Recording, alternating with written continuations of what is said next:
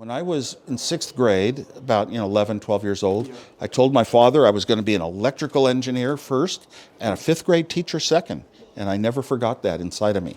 I always cared about young children, their upbringing, and discovering what they can do, and that was going to lead through life. As a matter of fact, when do kids drop out of school and it becomes unimportant or it's important? 8 years old. Talk to any second grade teacher, 8 years old, which kids are going to go, I don't care about education or getting good grades anymore. And it doesn't get better in third grade, doesn't get better in fourth grade, doesn't change.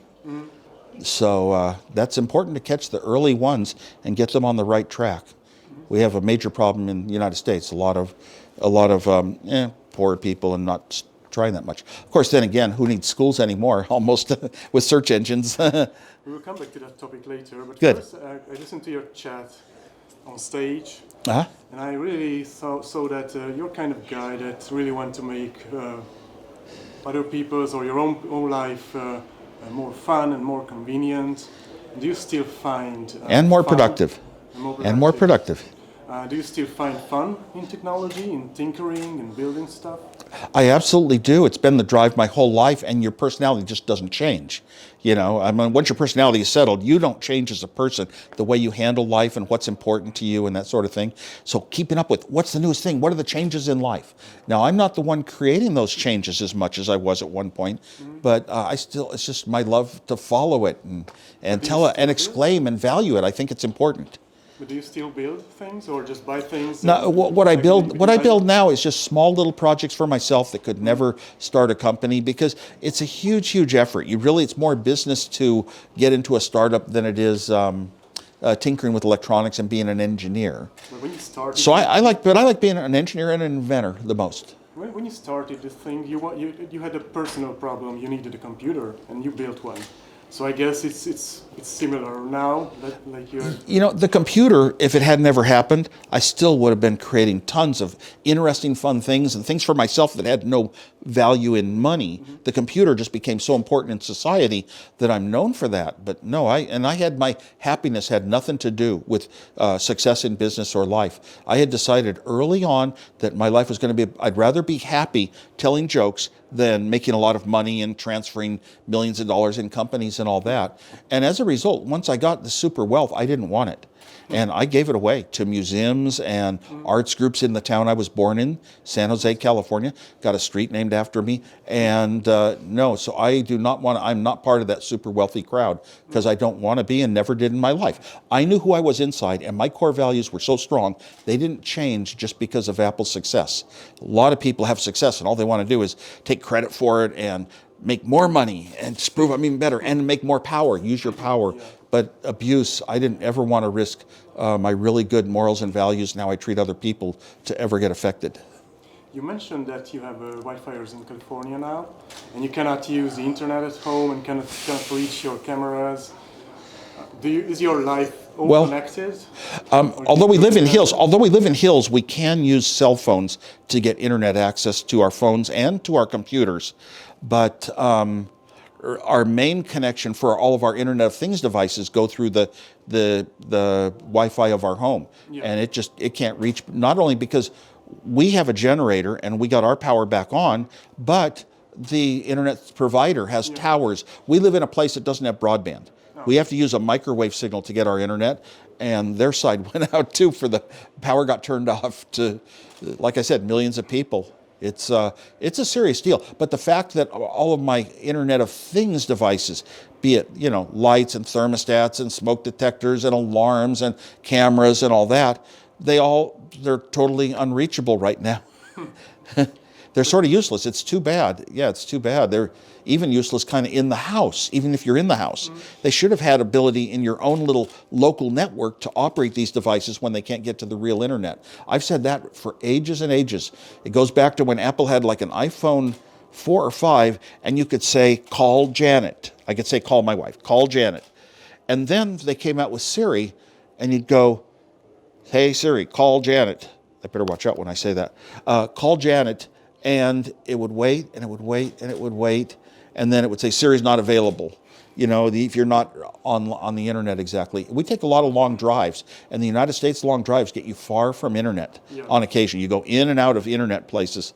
So I'm very aware of that. I always want local solutions. When you have a local solution that works, why give it up just because internet's not reachable? And the gig industry hasn't really learned that yet. Yeah, that's why I was asking if you're tinkering any solution for that or not for yourself. That's just not for business, just for yourself. Let me tell you, when I get back home, I'm going to sit down with mine and my Raspberry Pis and think out how I can do that. But the trouble is, I'll build in some really cruddy to use. I don't have a whole team of creative architects to make the user interface really beautiful to even control your lights. So no, but I'll get to work on that.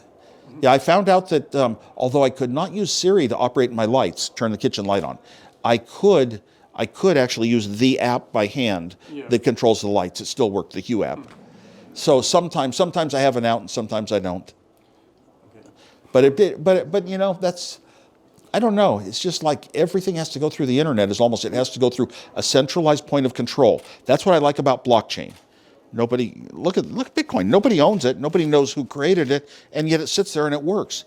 And it doesn't even get hacked into and broken after all these years. But then you have to take care of yourself and your money because you have to protect your wallets, and so it's up to you to protect your wallet.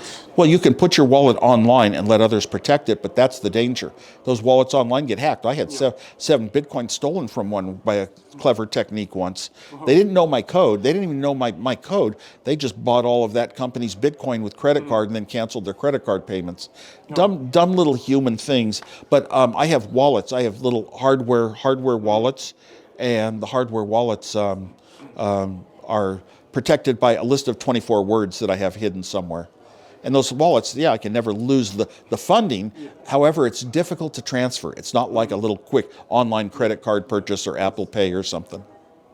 In 2007, we talked about, you've been dreaming about a portable TV, which is already accessible with Netflix and Amazon Prime. Are you satisfied with it? It was a long time ago, like 12 years before. Yeah, I've never thought about what I would want more than what we have. I'm totally satisfied, channel after channel after channel. I can even be at a music concert and be watching secretly be watching a sports event.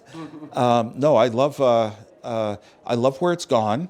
The channels seem to be plentiful and accessible. Difficult.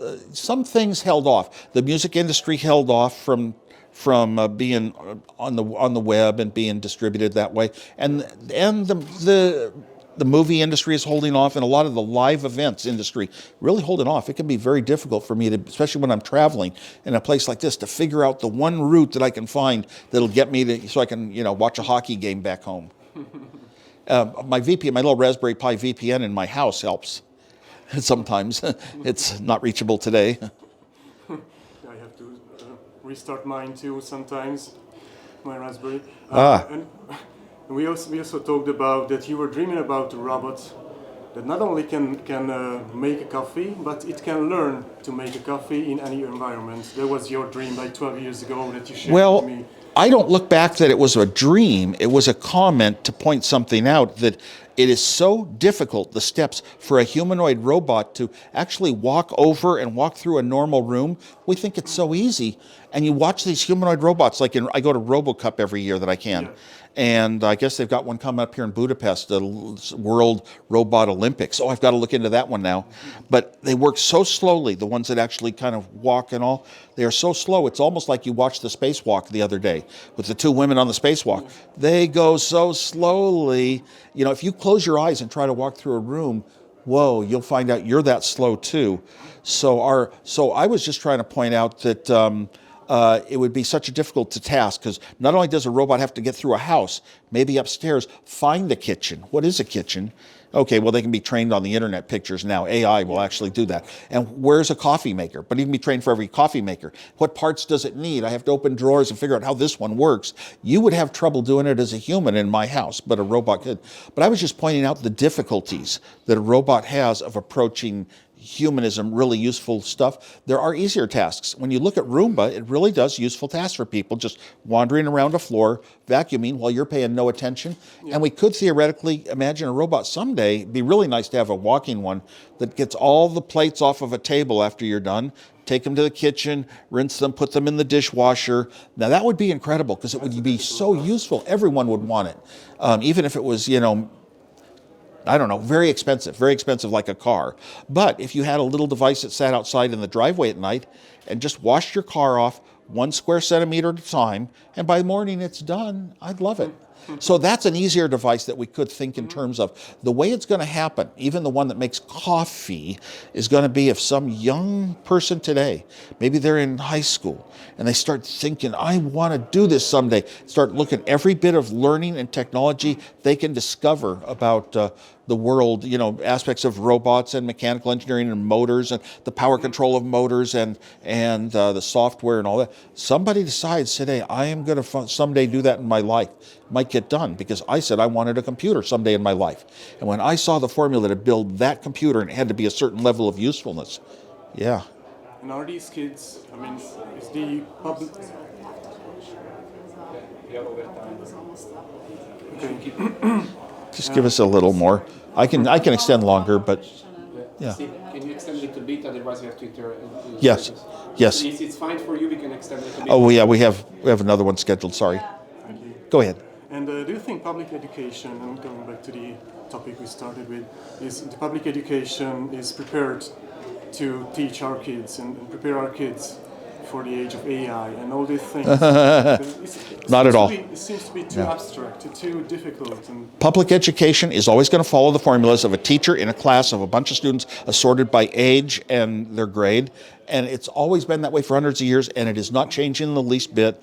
And now we have search engines, but we still have to teach people you got to memorize all the capitals of every country in Europe, What do you ever need to know? Why do you have to know some of these things? Everybody knows that it doesn't fit. Public education doesn't really fit the modern world that much. Sure, we used to have to learn how to write cursive, and now a lot of cursive is just going away, not needed, and maybe typing will start disappearing. So all those changes, how do they happen? Having been involved in education, they don't happen easily. For one thing, teachers are not funded well enough to be creative and individual on their own, and they're not given the ability to. A teacher promises what pages of the book they'll be on to their principal every day of the week, and and if the kids don't learn something, the teacher can't go back and reteach it. I think the education should be about getting to the goals of what you want to learn, and it might take you half the time as it takes me. It might take you twice as long.